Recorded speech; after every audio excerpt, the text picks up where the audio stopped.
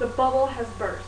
The housing bubble, that is. And you may have heard on the news recently that the housing market is at its lowest since 2002. So the prices you're seeing now is what they were 10 years ago. Now, according to the United States Department of Housing and Development, there are 9 important steps in buying a home, and I'm going to go over 3 of them. And they include figuring out how much you can afford, getting pre-approved on a loan, and then making an offer on a home.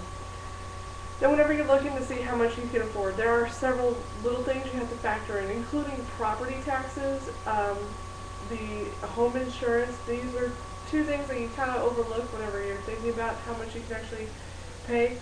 And then you also just want to think about how much the inspections are going to cost, so even before you even buy the home, how much it's going to cost to set up utilities and everything, because sometimes they like to do a background check or have like a $500 deposit or something ridiculous. But you can also go to a couple of mortgage calculators online, including the USAA, which I have here as a screenshot, and I'll be posting this as well. You do not have to be a member of USAA to go to that site. You can do it for free. Or you can go to Yahoo Real Estate's mortgage calculator. It looks like this.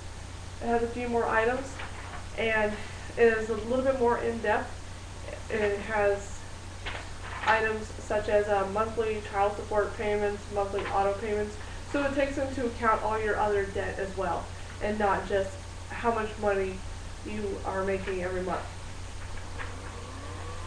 Now, once you figure out how much you can afford, before you even start that, you may be tempted to look around at houses and be like, yeah, I think I can afford this. Try not to do that, because that's one of the biggest mistakes you can make, is looking at the house first, because you actually can fool yourself into thinking you can afford something that you can't. So once you do have everything worked out as far as knowing how much you can afford, you can get pre-approved on a loan. Now, you might have the inclination to go to your bank that you have now. Like, I have USA, so I might be like, yes, USA is the best, let's go there to get it pre-approved on a loan. Well, it might actually not have the best rates. It is good to shop around and see what other banks have to offer. You can even check with your local credit union. And then it is important to get a pre-approval, because if you walk into a deal and like looking for a house, a seller will take you more seriously if you say, yes, I have this much money available, I will definitely be able to pay this. And if you get pre-approved on $200,000, try not to max out and just look for a $200,000 home. I know of a couple that got pre-approved for $300,000, so they bought a $300,000 home, and now they can't afford to make their payments. So it's just good to like aim higher, but then actually buy lower than that. And then your pre-approval can actually depend on the type of home you get.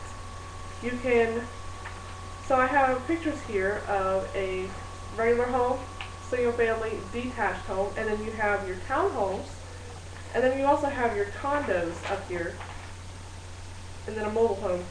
Each of these homes can each have a different pre-approval amount, so just make sure you have different applications set for that, or you have it arranged where your application states that it is for different ones. I just applied for pre-approval, and I actually had to put that I wanted a detached home, not an attached home. And then, whenever you have found your home, you're like, this is it, this is perfect, it's time to make an offer. Well, try not to make an offer that's insulting. If the home is $250,000, don't offer them $200,000, because after that they won't even want to talk to you. You can try to shoot a little bit lower. Usually about $20,000 is a good area to stay in, so you can work out a deal with them. And sometimes you can even include in this the home inspection, to where you say that, yes, I would like a home inspection done, and depending on the findings in the home inspection will determine whether or not I'm going to buy this home. So by doing that, you are not trapped into this home. So if there is something found, you're not obligated to buy this home, and you just know that it's wrong. So you can cover all your bases. And then, so you've made your offer, and even though you make an offer, they do not have to accept it. It's an offer, like I said. And Other people can be interested in the home, they can offer something better. Also in making an offer, you can not even really lower it, like lowball it, or, okay, for instance, a $200,000 home, you can just ask for maybe for $195,000, but they have to pay the closing costs, or they have to pay for certain repairs or little things like that. So you can work that in, because those would be expenses that you would have had to cover anyway if you had already bought the home and tried to just get it for like $175. And it also might be a lot less stress because you don't even have to deal with it. Now, buying a home is a big decision, so whenever you do go to buy your home, make sure you follow all the steps. They are a lot more in depth, but I just wanted to cover the ones that I thought were the most important, which were to figure out how much you can afford for certain, comfortably. You don't want to like stretch it in case you fall into some hard times. And then getting pre-approved on the loan, so you do have that financial backing and the bank says yes, we will give them the money to purchase this home. And then actually making an offer. It's good to work with a real estate agent because they can also help you with this and they can do all the negotiating for you. So I hope you can take away from this some knowledge and some tips on steps to take whenever you go to buy a new home. Thank you.